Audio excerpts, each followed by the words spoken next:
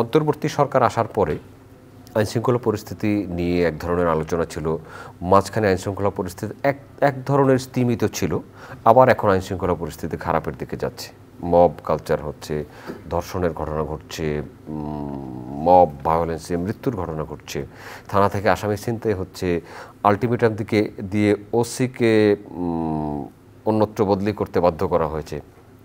এই যদি চলতে থাকে তাহলে আগামী নির্বাচন বা সাধারণ মানুষের জীবনের নিরাপত্তা কেমন হবে? আধুনিক রাষ্ট্রের অন্যতম ভিত্তি হচ্ছে আইনের শাসন। এখন তো মনে হচ্ছে যে আইন আছে কিন্তু শৃঙ্খলাটা নেই। এখন শৃঙ্খলা যদি না থাকে, আইন যদি কার্যকর না হয়, প্রয়োগ না হয়, এবং সেখানে যদি যে কোনো গোষ্ঠী, ব্যক্তি অথবা সম্প্রদায়ের কাছে যদি আইনশৃঙ্খলা রক্ষাকারী বাহিনী নথি স্বীকার করতে বাধ্য হয় এবং সরকারের নীতি নির্ধারক যারা তারা যদি কোনো ব্যবস্থা না নেয়, তখন মানুষের জন্য একটা উদ্বেগজনক পরিস্থিতি তৈরি হয়, উৎকণ্ঠায় থাকে এবং মানুষ ভাবতে পারে না যে সরকারের কাছে থানা পুলিশে গিয়ে কোনো প্রতিকার পাওয়া যাবে। এই সরকার যখন দায়িত্ব নিয়েছে গত বছর জুলাই আগস্ট বিপ্লবের অভ্যুত্থানের পর, তখন একটা অবস্থা ছিল, অরাজক অবস্থা। কিন্তু আজকে 11 মাস পর সেই অরাজক অবস্থা তো কোনোভাবেই কাম্য নয়। কথা হচ্ছে যে দেশে একটা আইনানুগ সরকার আছে, নির্বাচিত হোক অনির্বাচিত হোক। সেই আইনানুগ সরকার রাষ্ট্র পরিচালনার দায়িত্ব দিয়েছে। অভ্যুত্থানের বিজয়ী পক্ষই রাজনৈতিক নেতৃত্ব ছিল, ছাত্র নেতৃত্ব ছিল, সাধারণ মানুষ ছিল। তারা ভেবেছিল কি, তাদের সাধারণ মানুষের কাছে চাওয়া ছিল নিরাপত্তা। দ্বিতীয় হচ্ছে যাতে নিত্যপণ্যের দাম একটা সহনীয় অবস্থায় থাকে, মানুষ খেয়ে পরে বাঁচতে পারে। কারণ বিগত সরকারের শেষ সময়ে কিন্তু নিত্যপণ্যের দাম এতটাই বেড়ে গিয়েছিল, মানুষ এক ধরনের উৎকণ্ঠার মধ্যে ছিল। তা এই যে নিরাপত্তাহীনতা, মানে এটা কিন্তু মানুষকে খুবই এক ধরনের অসহায় করে ফেলে। মানে ঘরে বাইরে যদি নিরাপদ বোধ না করে, আপনি যে ঘটনাগুলো ঘটার কথা বললেন, কুমিল্লায় একজন নারীকে ধর্ষণ করলো এবং সেই ছবি ভাইরাল করে দিল। প্রথম দুর্বৃত্ত হচ্ছে নারীর উপর পাশবিক নির্যাতন চালিয়েছে। পরবর্তীকালে তার প্রতিপক্ষ হোক বা তার সহযোগী হোক, তারা তাকে সেই ঘরে ঢুকে তাকে মারধর করেছে, তার প্রতিপক্ষই হবে বা যে কোনো শত্রুতাবশত তাকে মারধর করেছে এবং সেই ভুক্তভোগী নারী এবং তার ছবি ভাইরাল করে দিয়েছে, বিবস্ত্র করে, বিবস্ত্র ছবি।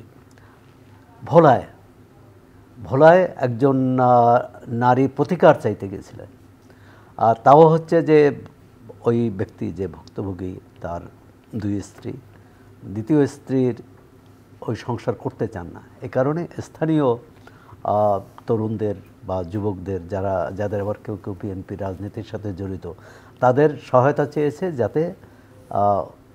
যাতে তাদের সম্পর্কের ছেদ ঘটে, অবসান ঘটে।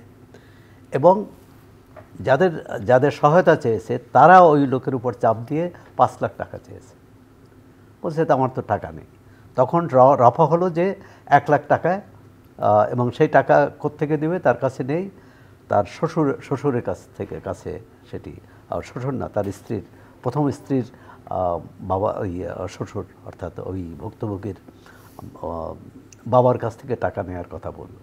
এটা নেওয়ার কথা বলে যখন টাকা নিয়ে আসেনি, যখন ওই প্রথম স্ত্রী আসলেন, তখন তার স্বামীকে মারধর করেছেন, হাত পা ভেঙেছে এবং আলোচনার একটা পর্যায়ে তাকে বাইরে নিয়ে যেতে, চা খাওয়ার কথা বলে বাইরে নিয়ে গিয়ে ওই ভদ্রলোকের প্রথম স্ত্রীকে ধর্ষণ করে সঙ্গবদ্ধ, এবং তারপর তো আর ঘটনা নেই। এবং ওই ভদ্রমহিলা আত্মহত্যা করতে গিয়েছিলেন, তার বাবার বাড়ি যেয়ে, বাবা বা শ্বশুর বাড়ি যেয়ে আত্মহত্যা করেছিলেন। তখন এলাকার লোকজন এর আগ পর্যন্ত কিন্তু থানা পুলিশ জানে না, 999-এ টেলিফোন করে এটা জানানো হয় এবং থানা পুলিশ এসে একজনকে বোধহয় গ্রেপ্তার করেছে বা গ্রেপ্তার করতে পারেনি।